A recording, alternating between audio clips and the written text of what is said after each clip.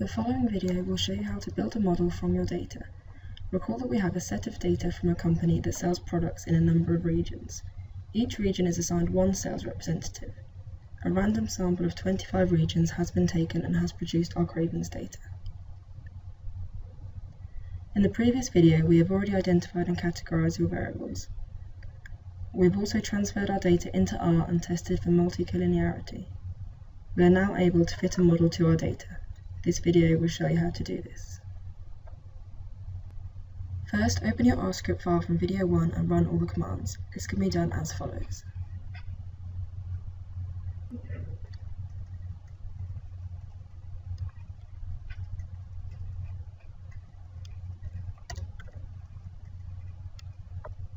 We will now fit a linear model to our data using the command lm.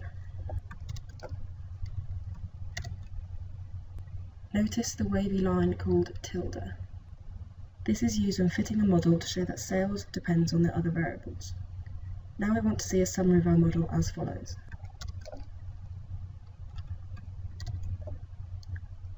The far right column shows the p-values of each variable.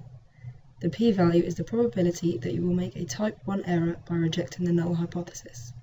Let's remind ourselves of our hypotheses. Our null hypothesis states that our independent variables do not relate to sales, and the alternative hypothesis states that the independent variables do relate to sales.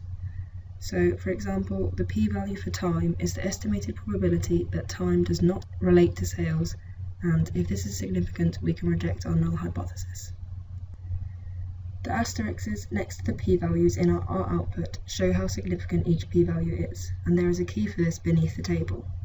In most statistical tests, a 95% significance level is used. This means that if the p-value is less than 0.05, then it is considered significant. In order to improve our model, we want to only include significant factors. In this model, potential, advertising, and share are all significant factors as their p-values are less than 0.05. In this model, time and accounts are both non-significant.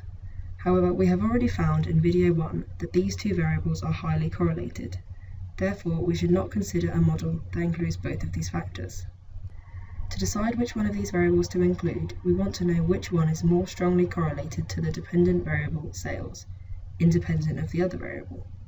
First, let's look at a model without the variable accounts. This shows that time is now also a significant factor.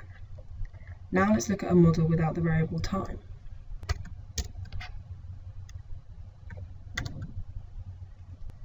This shows that accounts is now a significant factor.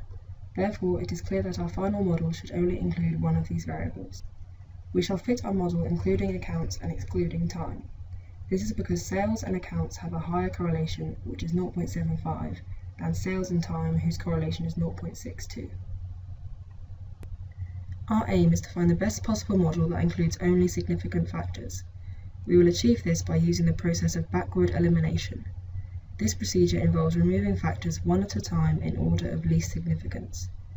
The process is complete when all of the factors left in the model are significant. Therefore, we shall remove the variable area from our model as this has the highest p-value of 0.890. We can fit our new model without area using the update command in R as follows.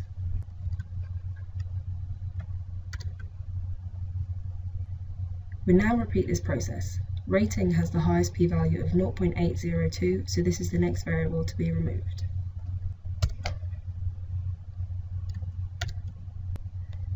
There are still two non-significant variables in our model.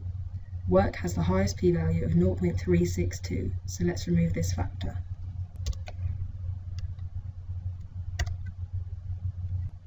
Now there is only one non-significant factor left, change, so let's remove this from our model.